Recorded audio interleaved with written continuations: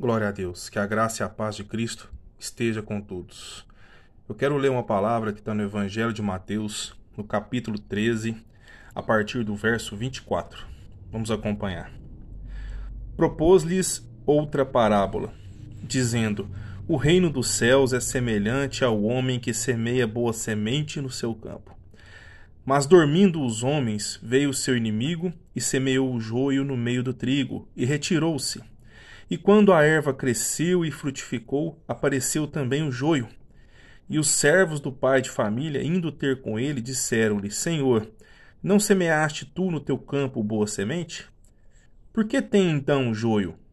E ele lhes disse: O inimigo é que fez isso. E os servos lhe disseram: Queres, pois, que vamos arrancá-lo?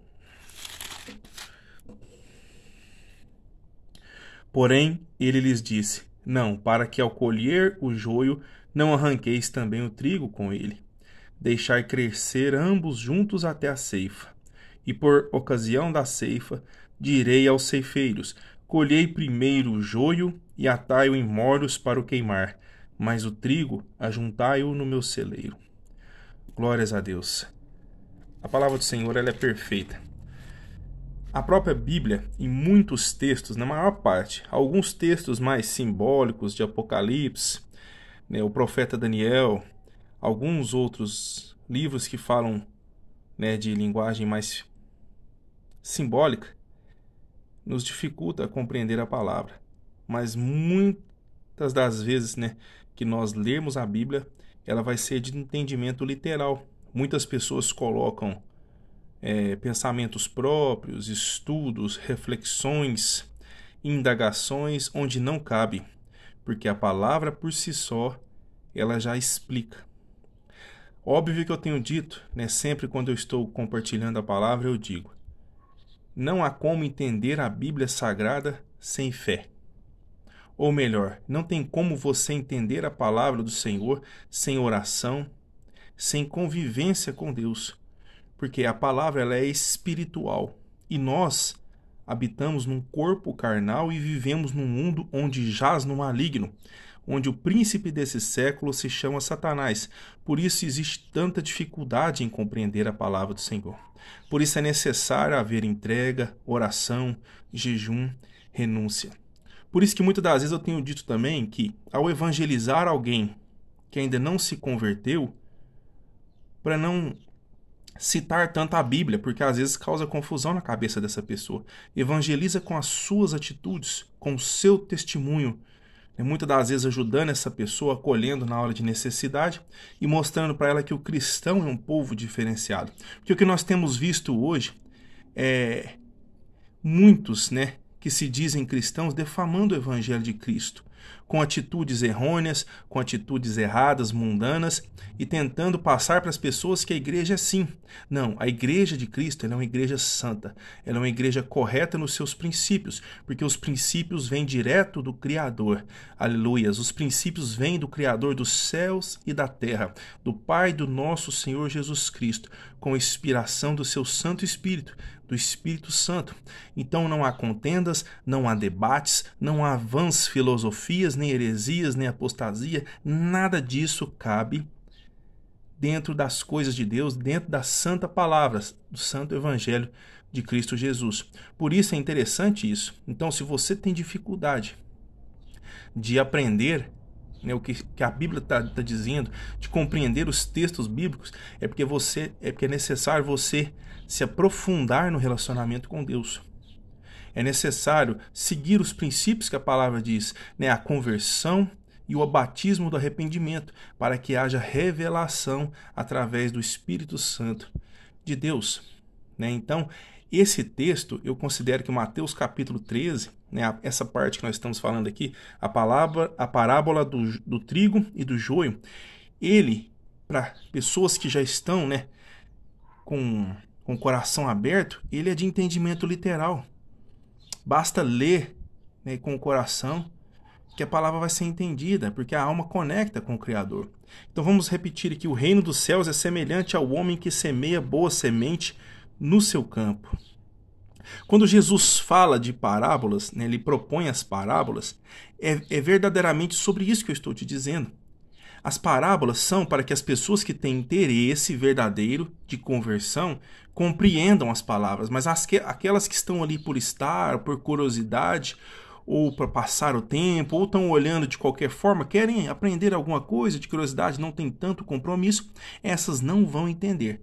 As parábolas só são entendidas por aqueles que entregam sua vida para Cristo Jesus. Olha só que interessante. Isso é uma revelação muito importante que eu tive na minha vida, né, que o Senhor me revelou, que muitas pessoas estão ali por estar, ou buscam algum texto para refrigério, ou querem simplesmente negociar com o Criador. De que forma? Elas querem fazer barganha, querem se aproximar um pouquinho, ir na igreja, ver algum estudo, alguma coisa, para receber uma bênção, né? Esses são muitos dos que procuram campanhas, né? Campanhas intermináveis, nunca está bom. É como os romeiros que vão para as romarias da vida, né? Que vão agradecer santos, pagar promessas. A visão de que o Criador, de que Jesus está só para serviço, ou de que o Senhor tem obrigação de servir. Não, muito pelo contrário, o Senhor, ele nos serve por amor. Ele, na verdade, não é um servir. Na verdade, isso emana diretamente do Senhor, o bem, o amor, né? O amor ágape, o amor supremo, que é o amor de Deus por nós, de maneira tão grande que deu o seu Filho na cruz do Calvário, Jesus Cristo de Nazaré. Então, é muito complicado. Muitas pessoas querem sentar, fazer cursos de teologia, se sentam em seminários bíblicos teológicos, assim como já me sentei, já participei desses seminários, mas eu fui entendendo com o passar do tempo que a revelação está muito mais no secreto e no oculto, no seu particular com o Senhor, do que em estudos, muitas das vezes feitos assim, em igrejas ou seminários, né, onde você não consegue conectar, né, com a palavra e sentir a palavra, obter a palavra. Então, Jesus pregava através de parábolas por conta disso, para que muitos não entendessem, para que muitos não conseguissem. Tive que dar uma pausa, glórias a Deus, continuando aqui. Então, muitas pessoas não compreendem porque não se entrega, não busca verdadeiramente ter uma intimidade.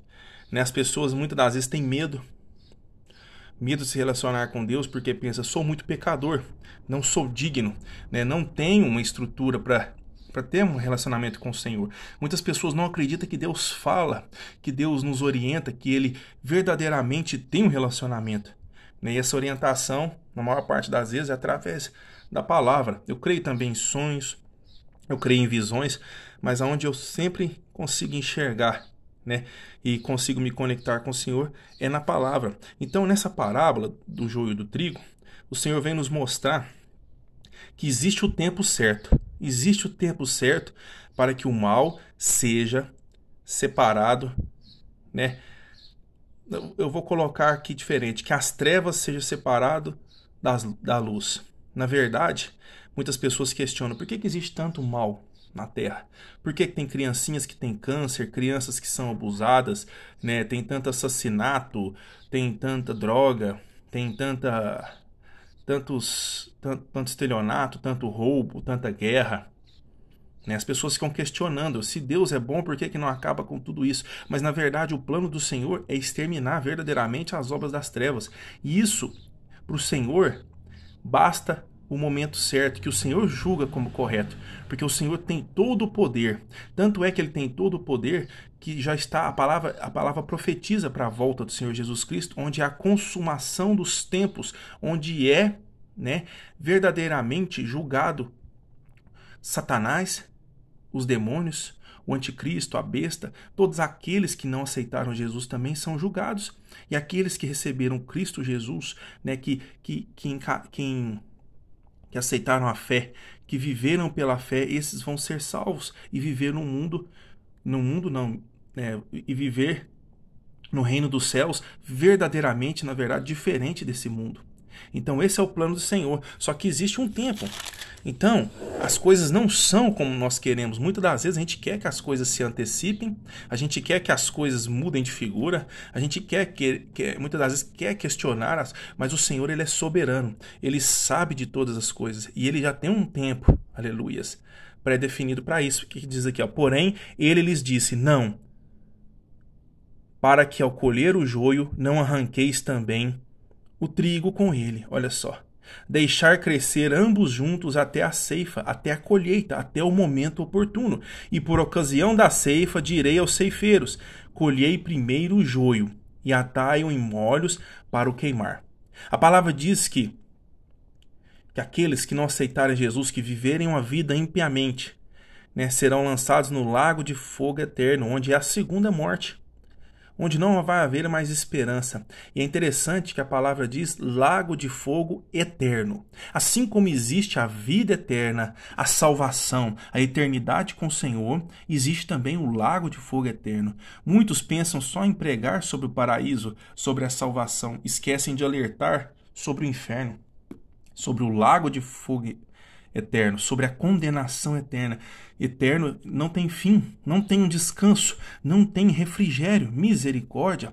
Ó, deixai crescer ambos juntos até a ceifa, e por ocasião da ceifa direi aos ceifeiros, colhei primeiro o joio, atai-o em molhos para o queimar, mas o trigo ajuntai-o no meu celeiro. Aleluias, ajuntai no celeiro do Senhor. Meus irmãos, vamos orar, vamos nos apresentar a Cristo para que nós possamos ser ajuntados no celeiro do Criador, para que nós possamos estar junto naquele grande dia, ao soar da trombeta, aleluias. Eu quero fazer vídeos com teor mais escatológico, né, sobre a volta de Cristo Jesus, porque esse verdadeiramente é o tema que eu mais me interesso, né? Toda palavra aponta para a volta de Jesus, toda palavra aponta para o fim, né, da maldade, o fim das obras das trevas. A palavra é como se fosse um manual de instrução para nos levar de volta para o Criador. Porque assim como eu disse, nós estamos no mundo pecaminoso que começou lá em Adão e Eva, destituído da graça, todos nós fomos por conta do pecado, mas Cristo, aleluias, se apresentou como Cordeiro Santo, aleluias, ele se apresentou para sacrificar por nós, para nos dar a oportunidade de, através da fé, não pelas obras, mas pela fé, no nome dele, nós pudéssemos ser salvos, estar com o Pai, estar com os nossos irmãos na glória, aleluias, naquele grande dia, quando a trombeta tocar, que nós estejamos de pé na presença do Senhor. Então é necessário nós compreendermos que o joio está do lado do trigo. Nós estamos vivendo pessoas firmes na fé, cristãos verdadeiros, estão convivendo com mundanos, com satanistas, com maçons, com hereges, com pessoas de todo tipo. Nós estamos todos aqui neste mundo passando um período temporário, porque olha aqui, a palavra diz aqui, ó, no Evangelho de João, olha que coisa interessante que a palavra vem nos dizer. Ó, João 17, versículo 15 diz assim, ó: não peço que os tire do mundo, mas que os livre do mal. Não são do mundo, como eu do mundo não sou. Aleluias. Santifica-os na verdade. A tua palavra é a verdade. Esta é a palavra de Jesus Cristo. Jesus Cristo, olha que ele fez uma oração por nós há mais de 2000 anos atrás. Jesus Cristo orou e nesse texto ele diz assim: Pai, eu oro por aqueles que tu me deste, que eram aqueles que estavam com ele no momento, e oro também por aqueles que hão de vir a crer no meu nome, que somos nós hoje com essa oportunidade. Glórias a Deus, aleluias. Vamos firmar na presença do Senhor em tempo de pandemia, em tempo de tanta assolação e dificuldade. É hora de nós nos posicionarmos, aleluias. Que a graça e a paz de Cristo esteja sempre com você, com a tua casa, em nome de Jesus Cristo.